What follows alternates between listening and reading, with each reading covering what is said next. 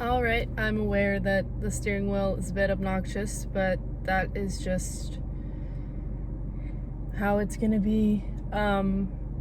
Honestly, I could have put my phone on the other side, but I already readjusted the car.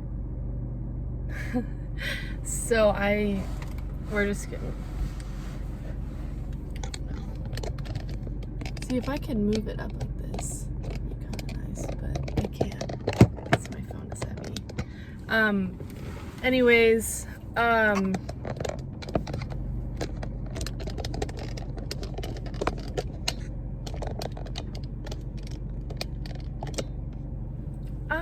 I guess that isn't so bad. That's fine.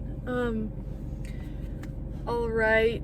So I've been thinking about making one of these for a while, but I was in college, so that's where all of my energy went. But I've graduated now, and I got the idea of doing one of these from Madeline Argy, but I've always really enjoyed her podcasts, and I have taken inspiration from her, and I'm going to start talking about random shit and posting it online. So if it seems like I'm copying her, it is because I am. But it's not copying if you give credit to the real person or the original person who does it, you know? See, now it would just be me taking inspiration from her idea and piggybacking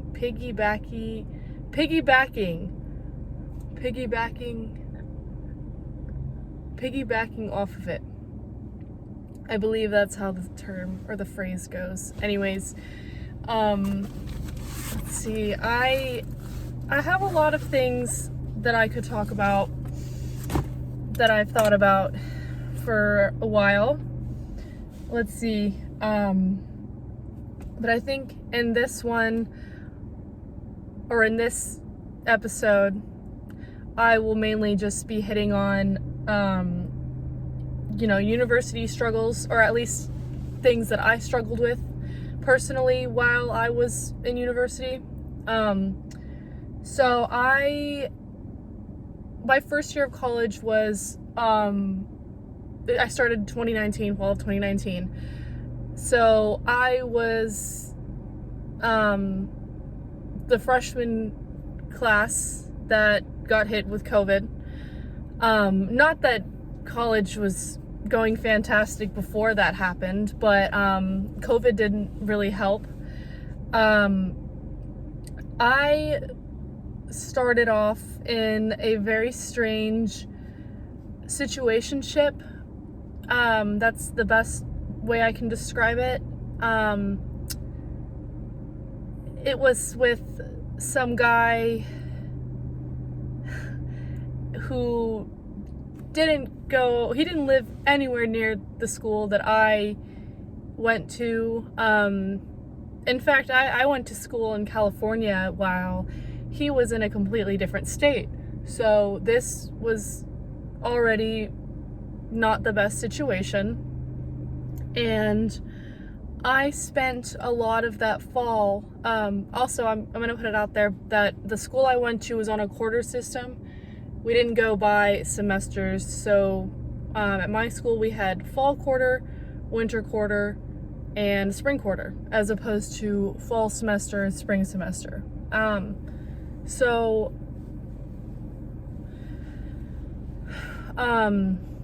all throughout my fall quarter, I was so preoccupied with this guy that I didn't really have the typical party experience or going out experience, the college experience that any freshman in college would have. And looking back on it now, I feel bad for my old self, because I think I could have had a lot of fun, but God, I can't articulate anything right now.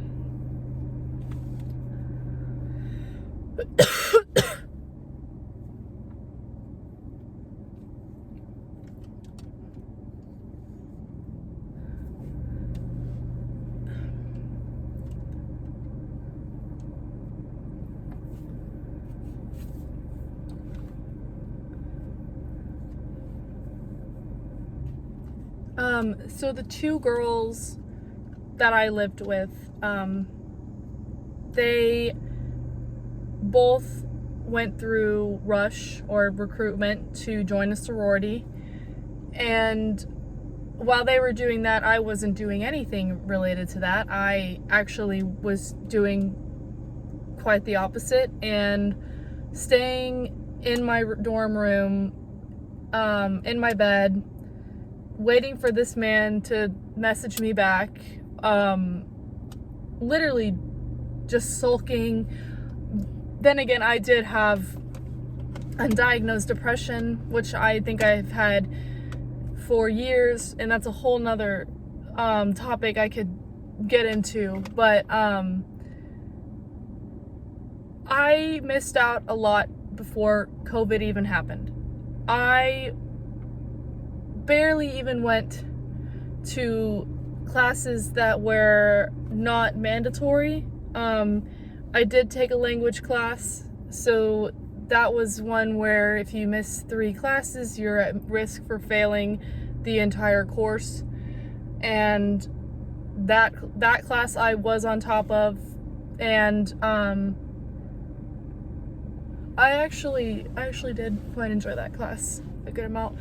However, my other classes, I didn't really make an effort to go. I was more of just, I would show up I showed up the first week or two, and then after that I stopped going, and I still was able to submit my assignments on time and study for my exams, and I studied.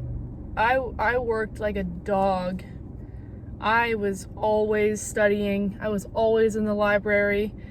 Just, yeah. So that was my first quarter of college.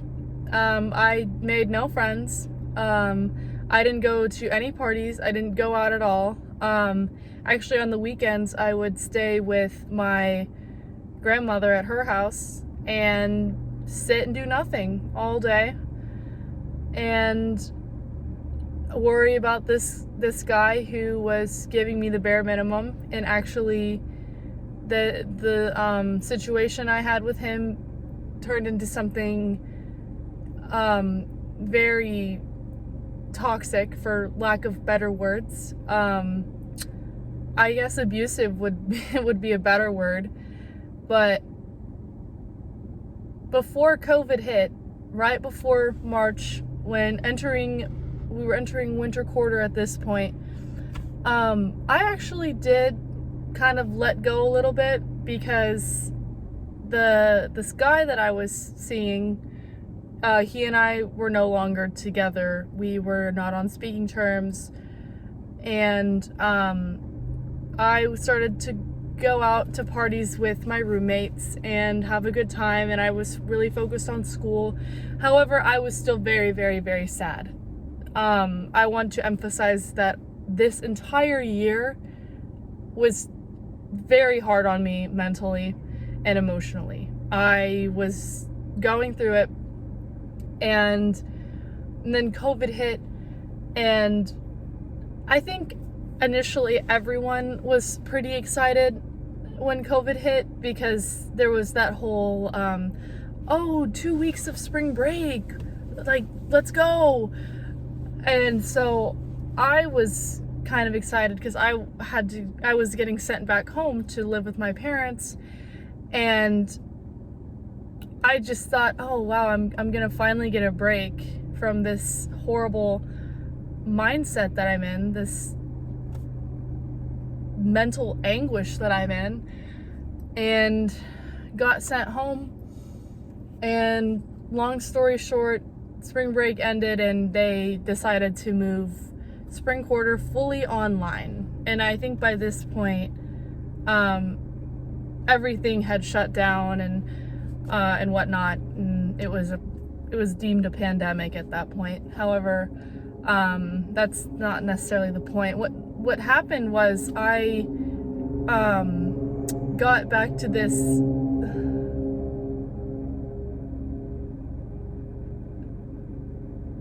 It's awkward when people see you filming yourself. Anyways,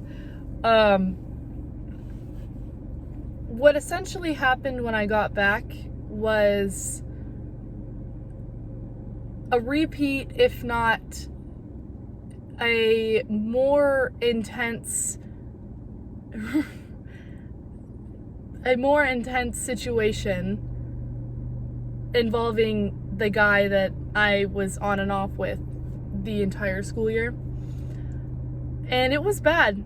It was really bad. And by the time the end of the school year hit, I don't think there was another month. I think at most it was a month until that was it between him and I. That was it.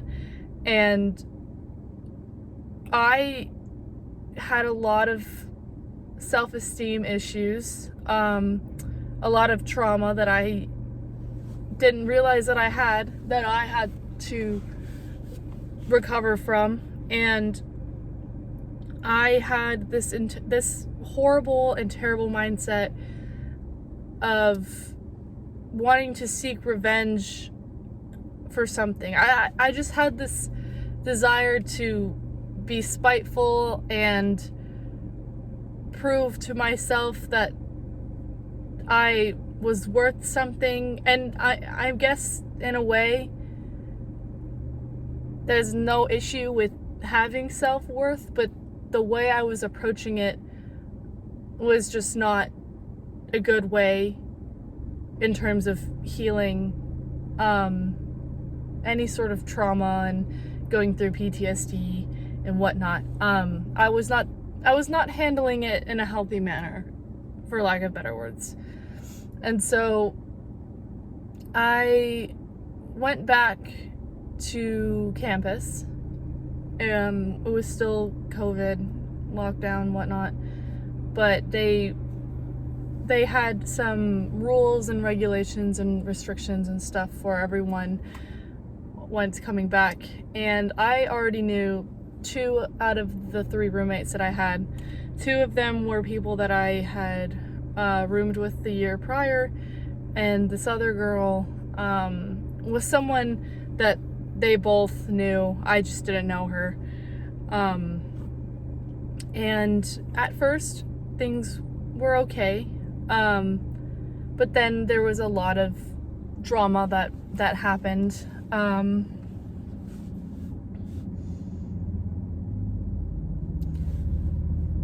This was the beginning of the period of time where I experienced immense loneliness, and this is the type of loneliness that I wish that I never feel again. And it is something that still affects me to this day, because not only was it just loneliness for a little bit of time, but it was for the remainder of my college career. And I just graduated a month ago, and now I am very, very terrified of living somewhere alone. Not that I have had my own place per se, but I had a huge falling out with 2 of the 3 girls that I lived with my second year of college. I'm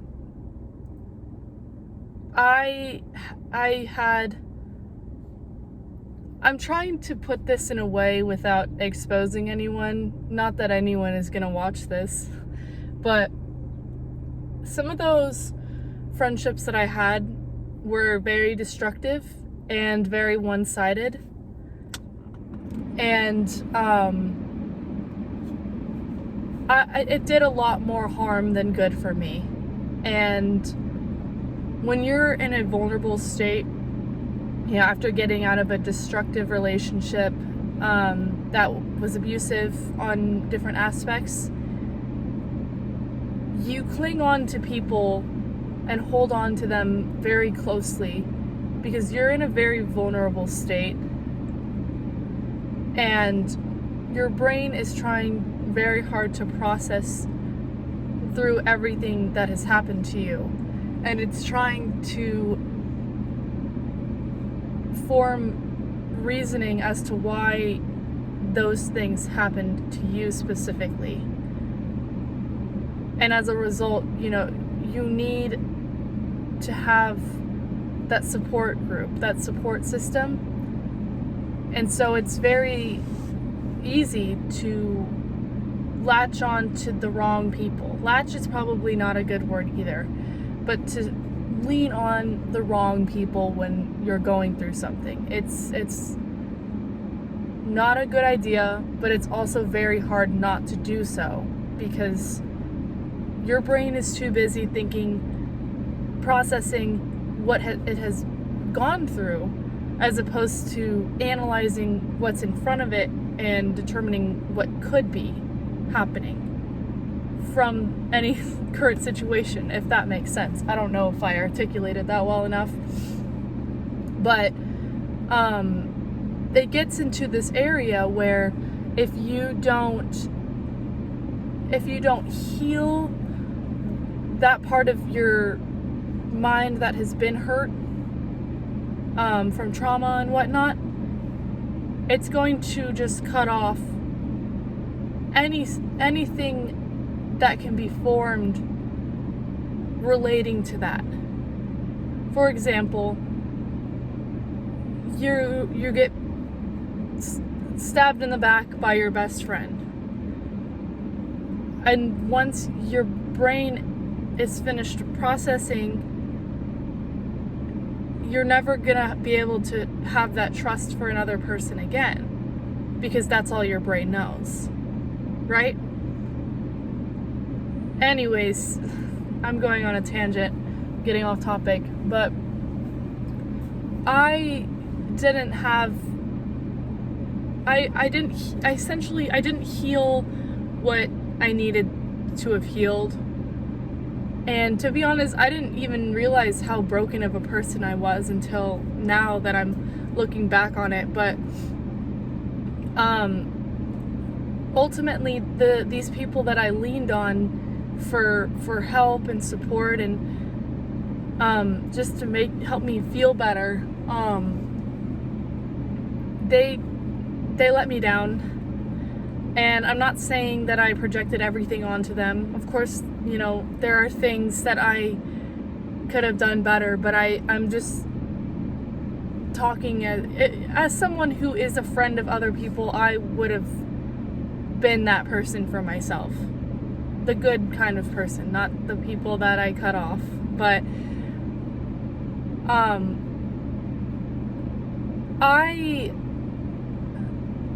I struggled with immense loneliness, partially because of me, because I couldn't go through my own shit. I just decided to put it in the back, and I couldn't form anything with another person because that was how hurt I was by it.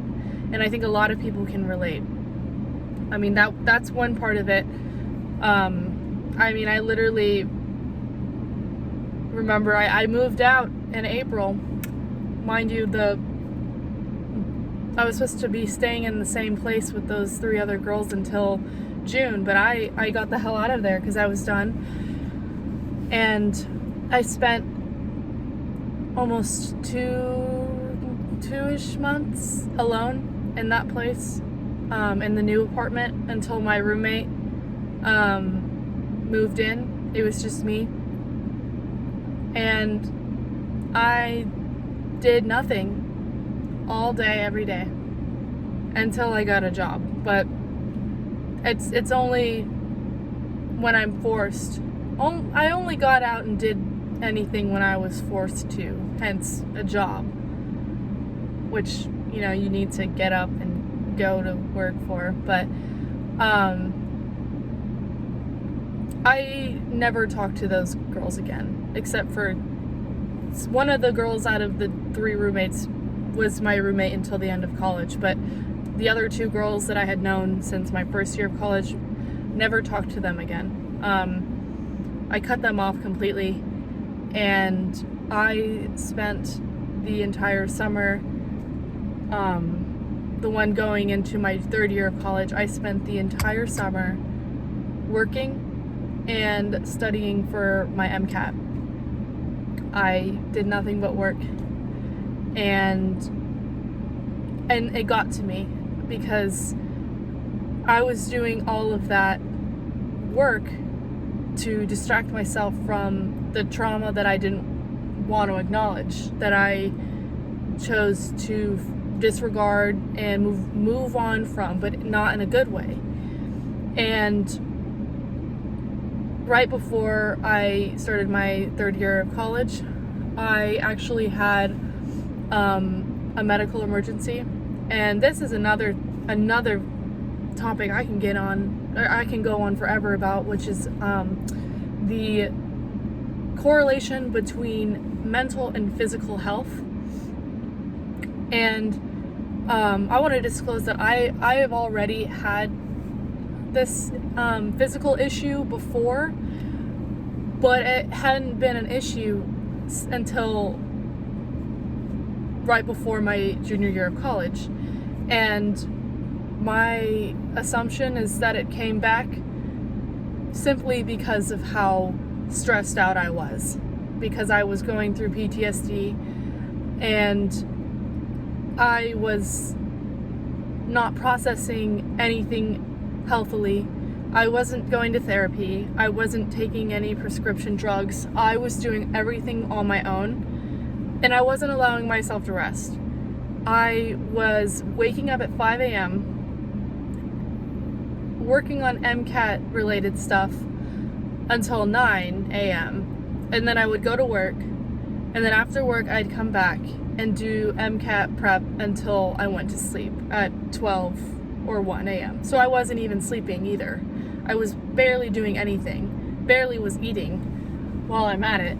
And I was also having some kind of body dysmorphia related issues, not severe, but I was conscious about what I ate and not in a good way. It was more of portion size rather than, oh, this is healthier and better for me, so I'll eat this as opposed to this more often. It was a portion related thing, you know?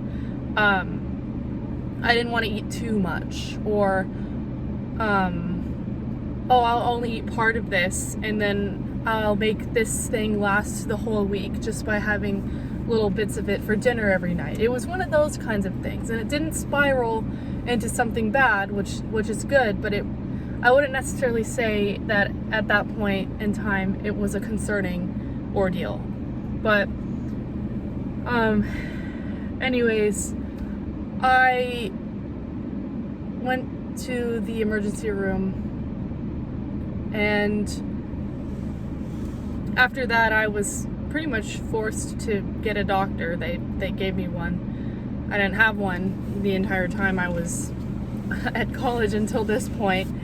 And I eventually did get, I got prescribed a lot of things, mainly for the physical health related issue, but also I got on antidepressants, and those shut me off fast.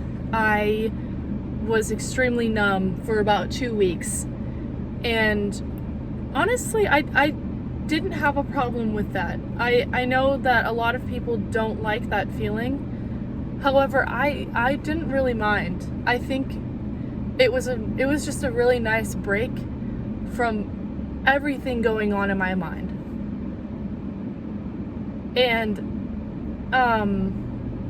after a while I did kind of get used to it, and I wouldn't say the depression was nearly as bad as it was before, because it really isn't. I mean, even now it's not nearly as bad, and I'm still on the same antidepressant. But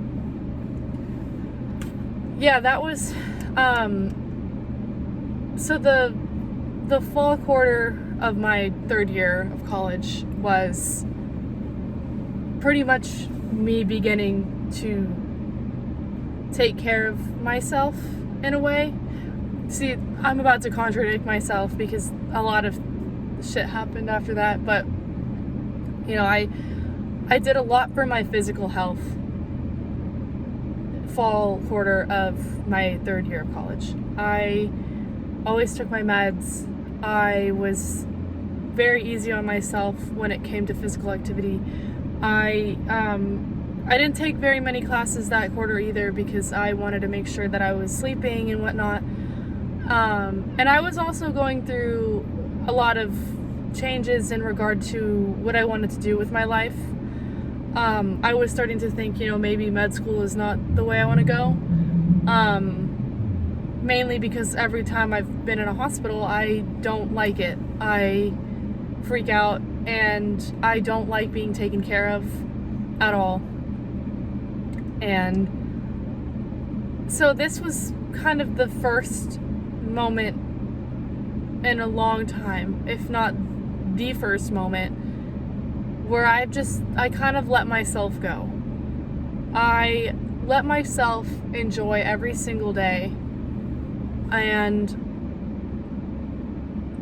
I think it's easy to have that mindset when you've just had a near-death experience and you're still taking medication every day to keep you stabilized. It's very easy to appreciate life and what you have in a moment after you've had a near-death experience.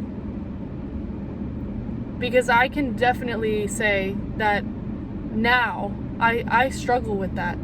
Even the quarter after I had surgery, which was fall quarter of my third year of college, I had to have surgery done and everything. I mean, even the quarter after that, I was struggling because you don't have that constant reminder, taking your meds every day, that, oh, this happened to me. I didn't have that reminding me anymore. And for people like me, I don't know if it applies to everyone, but I need that reminder. Anyways, I did make some friends that quarter. However, after the heart thing being the physical issue that I was having, that I had to go to the emergency room for and get surgery for and whatnot, after that, everything got pretty lonely again. And as messed up as it sounds, I correlated everything to my physical health and my mental health, because the moments where I was taking my drugs and whatnot for my body, for my physical health, that has to be one of the moments in my life where I was mentally the happiest and mentally the strongest. And in a way, it felt like it was two sides of the same coin that I couldn't have. Because the following quarter, winter quarter of my third year, I was physically really well, but mentally I was shit. I mean, I got a therapist at this point. I started looking into therapy because of how bad my paranoia was when it came to other people, and how I had a hard time staying friends with people that I had just met because I thought that they had bad intentions and that they didn't like me, and I was making up all of these assumptions that people had towards me. And I kind of just realized that I was done having this mindset, and I started going to therapy. And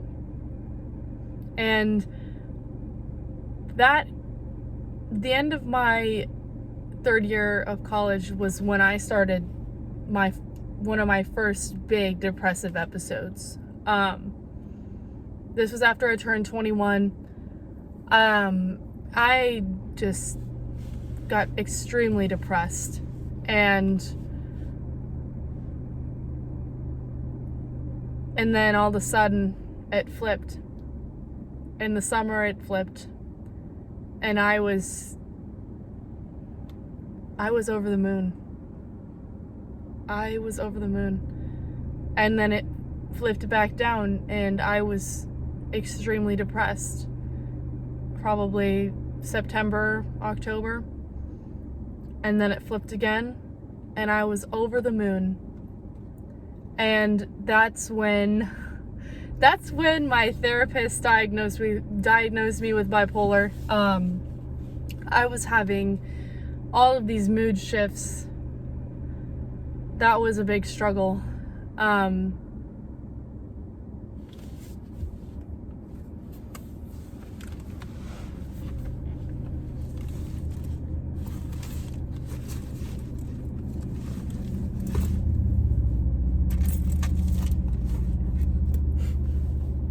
Someone just walked by, and I'm like trying to, okay, well, he's gone now. But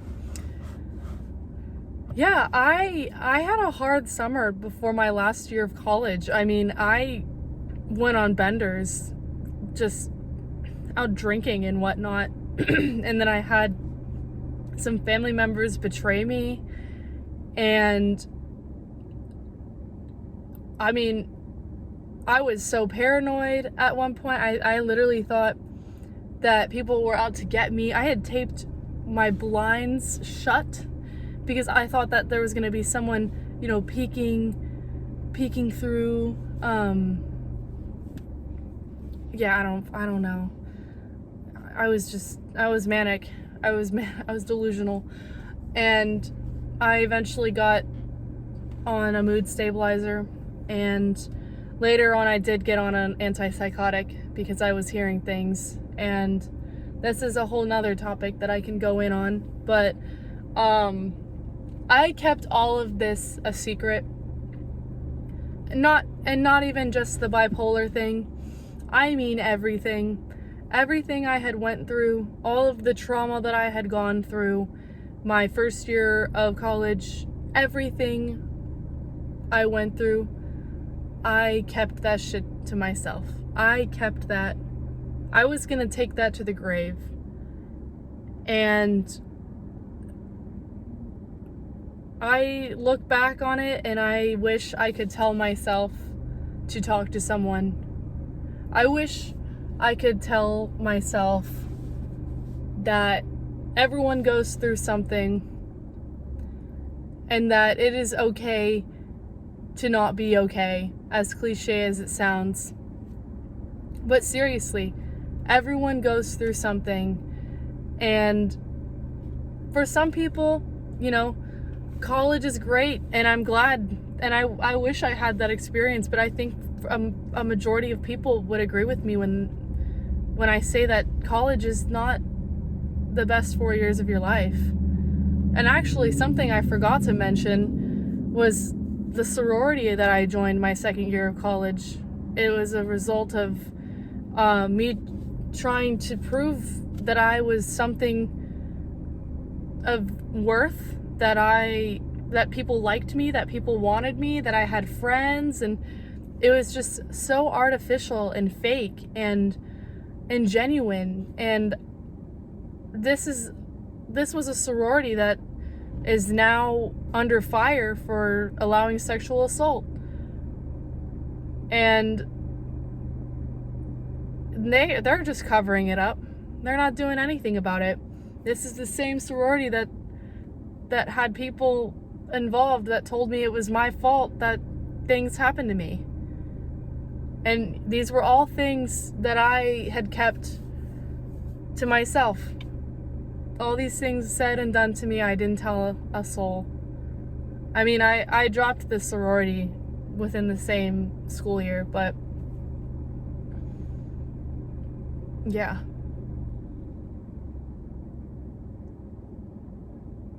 College isn't all that, honestly. But I am happy that I have a piece of paper now. I have a biochemistry degree. Woohoo! We'll see what I use that for. But, yeah, that was a very lonely time.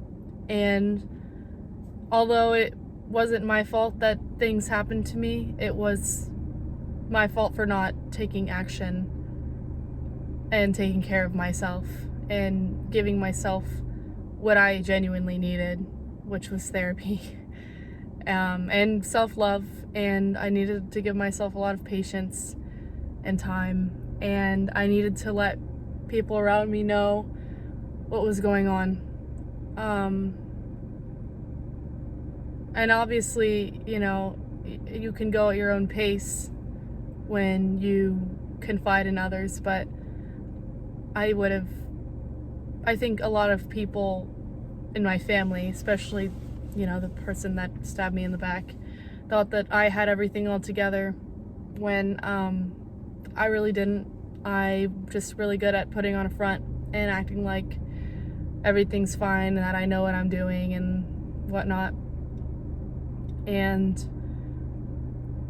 I don't like when I did get a little defensive when that accusation came out against me from this family member, because this was something that I was working through, and by something I mean the whole bipolar manic issue.